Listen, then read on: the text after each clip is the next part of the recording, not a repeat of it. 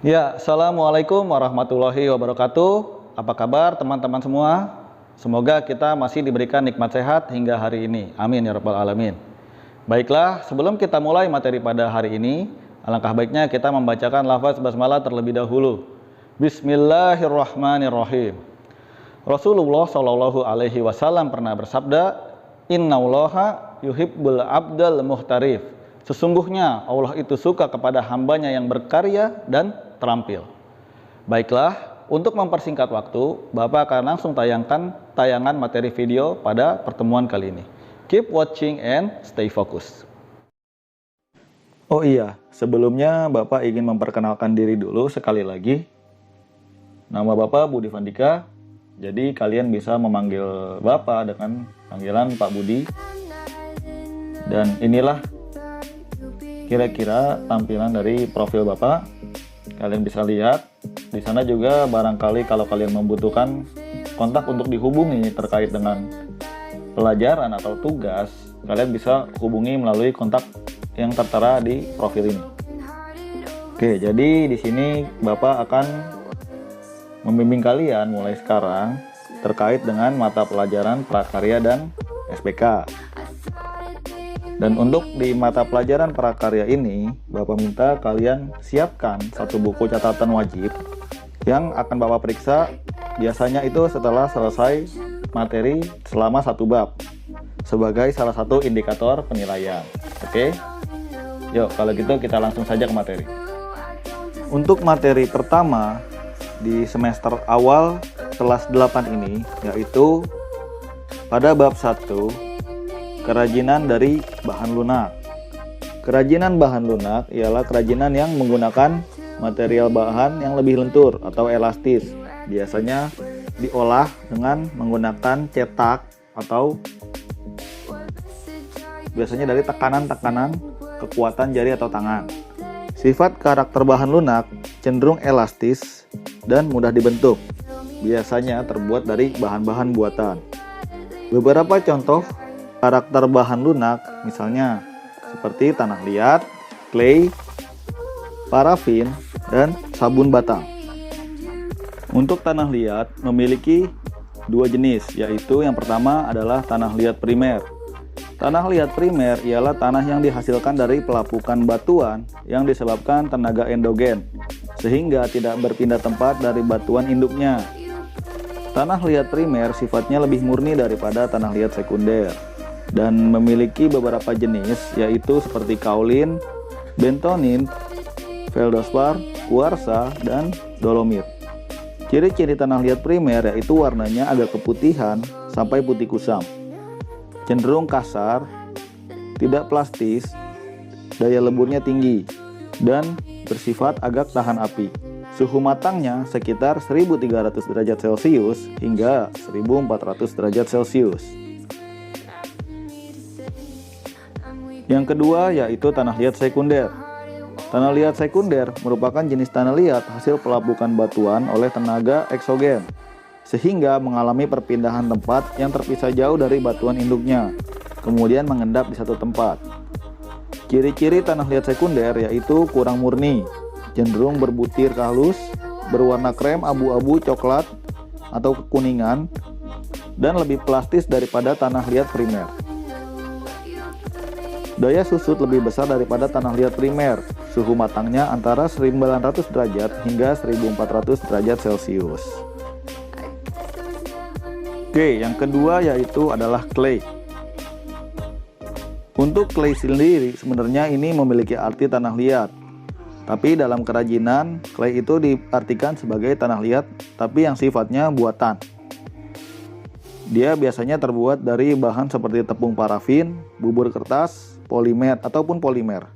Adapun beberapa contoh jenis macam clay diantaranya, yang pertama, parafin clay, terbuat dari bahan parafin, bersifat lunak, mudah dibentuk, dan tidak akan mengeras. Yang kedua yaitu plastisin clay, terbuat dari bahan plastisin yang lunak, namun tidak selunak parafin. Yang ketiga ada paper clay, merupakan jenis clay yang terbuat dari bubur kertas. Hasil akhirnya akan mengeras setelah didinginkan. Sentuhan akhir adalah dengan cara dicat. Yang keempat yaitu adalah flour clay. Jenis clay ini terbuat dari adonan tepung, lem, aroma, dan lain-lain. Biasanya berupa tepung tapioka, tepung terigu, tepung roti, atau jenis tepung lainnya. Yang kelima ada jumping clay, merupakan jenis clay yang terbuat dari bahan non-toksik, sehingga lembut dan ringan, yang mudah dibentuk karena bersifat fleksibel, dan akan mengeras dalam 24 jam pada suhu ruangan. Yang keenam ada air dry clay. Jenis clay ini memiliki sifat hampir sama dengan jumping clay, namun memiliki hasil akhir yang lebih padat. Pemrosesan akhirnya dengan cara didingin-dinginkan. Dan yang terakhir yaitu adalah polymer clay, merupakan jenis clay paling baik, relatif mahal harganya dan masih jarang dijual di Indonesia. Hasil akhir polymer clay adalah dengan cara dikeringkan dengan memakai oven. Lalu yang ketiga adalah parafin. Parafin merupakan salah satu bentuk dari hasil olah minyak bumi. Parafin menjadi bahan dasar dalam pembuatan produk karya kerajinan lilin hias. Bahan ini berbentuk lempeng, namun ada juga yang berbentuk pelet atau butiran. Parafin memiliki sifat-sifat sebagai berikut.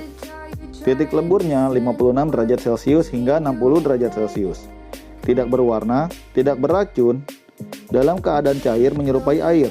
Parafin memiliki penyusutan yang rendah, sehingga kurang baik untuk pembuatan lilin cetak. Oleh karena itu diperlukan bahan tambahan atau adiktif, yaitu stearin.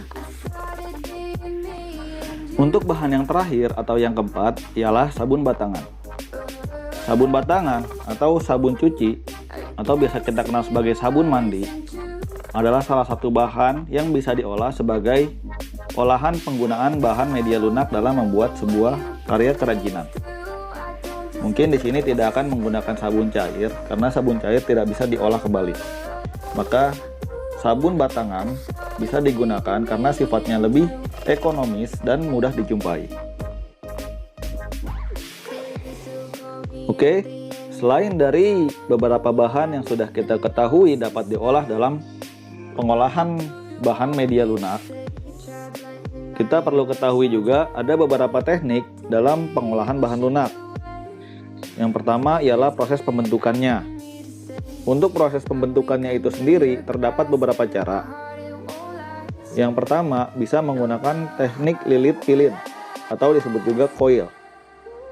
Cara pembentukan tangan langsung seperti coil dengan melempengkan atau mempijat jari merupakan teknik pembentukan tanah liat yang bebas untuk membuat bentuk-bentuk yang diinginkan. Jadi bentuk dengan tangan bisa kita buat sebebas mungkin sesuai dengan apa yang ingin kita buat. Lalu yang kedua ialah teknik cetak. Teknik cetak ada beberapa cara. Yang pertama yaitu teknik cetak yang menghasilkan sekali cetakan dan tidak dapat diperbanyak. Biasanya kita membuat satu cetakan, lalu cetakannya hanya berfungsi sekali pakai. Dan yang kedua, bisa menggunakan bahan cetakan yang bisa digunakan berulang-ulang. Yang berikutnya ialah teknik putar. Teknik pembentukan dengan alat putar dapat menghasilkan banyak bentuk yang simetris. Biasanya sifat hasil karyanya dengan meja putar berbentuk silindris atau cenderung membulat. Pembentukannya yaitu dengan dipakai oleh pengrajin keramik. Biasanya pengrajin keramik tradisional menggunakan alat putar tangan atau putar kaki. Para pengrajin bekerja di atas alat putar menghasilkan bentuk-bentuk yang sama seperti gentong ataupun guci. Selain daripada membentuk, kita juga bisa menggunakan cara yaitu dengan menganyam. Teknik menganyam digunakan untuk pembuatan karya kerajinan dari bahan lunak dengan karakteristik tertentu. Bahan baku yang digunakan untuk pembuatan karya kerajinan dengan teknik menganyam ini berasal dari berbagai tumbuhan yang diambil seratnya, seperti rotan, bambu, daun lontar, daun pandan, serat pohon, pohon pisang, dan eceng gondok. Contoh karya kerajinannya biasanya berbentuk kantung keranjang, tikar, topi, ataupun tas. Yang ketiga ada juga menenun. Teknik menenun pada dasarnya hampir sama dengan teknik menganyam. Perbedaannya hanya pada alat yang digunakan. Untuk anyaman, kita cukup melakukannya dengan tangan atau secara manual dan hampir tanpa menggunakan alat bantu. Sedangkan pada kerajinan menenun, kita menggunakan alat yang disebut lungsin atau pakan. Berikutnya adalah membordir. Ketika memakai pakaian, hal yang perlu diperhatikan selain mempertimbangkan aspek kegunaan dan kenyamanan, perlu juga diperhatikan aspek keindahannya. Salah satu yang dapat ditonjolkan pada pakaian ialah bentuk hiasannya. Selain batik, penerapan motif atau ragam hias pada pakaian yang juga dapat diterapkan ialah dengan menggunakan bordir. Bordir merupakan salah satu hiasan benang pada kain. Istilah lain yang hampir sama dengan bordir adalah sulap. Dan langkah yang terakhir ialah bisa dilakukan dengan mengukir. Teknik mengukir ialah teknik kegiatan menggores, memahat, atau menoreh pola pada permukaan benda yang diukir.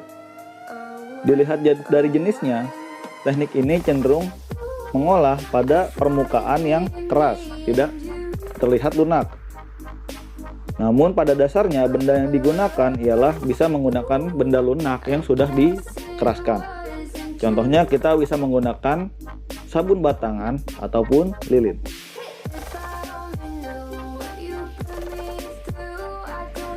Oh iya, di sini terdapat 5 soal. Jadi ini adalah soal latihan pertama untuk kalian. Jangan lupa diperhatikan soalnya dan dijawab dengan baik. Nanti hasilnya langsung di-share ya.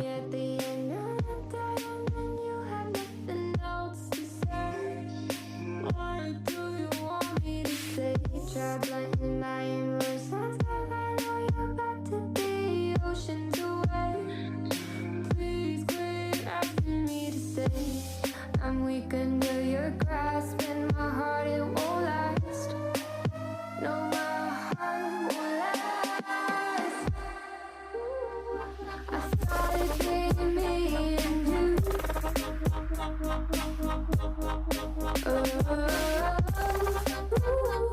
I guess it wasn't true.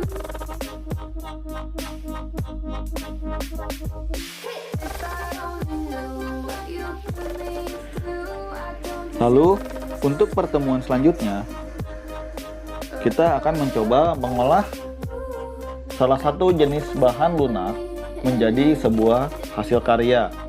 Untuk bahan lunaknya sendiri, teman-teman bisa siapkan berupa lilin plastisin. Oke, untuk lilin plastisinnya sendiri, kalian bisa tentukan terserah mau warna apapun atau jenis apapun. Pokoknya sesuaikan dengan kebutuhan kalian. Tidak usah banyak-banyak. Cukup sesuaikan saja kebutuhannya. Alhamdulillahirabbil alamin. Sekian tayangan materi yang bisa Bapak tampilkan pada pertemuan kali ini. Kurang lebihnya Bapak mohon dimaafkan, dan bila mana masih ada kesulitan atau pertanyaan yang ingin kalian tanyakan, bisa langsung hubungi kepada Bapak. Kurang lebihnya sekali lagi Bapak mohon maaf. Wabillahi taufiq wal hidayah. Wassalamualaikum warahmatullahi wabarakatuh.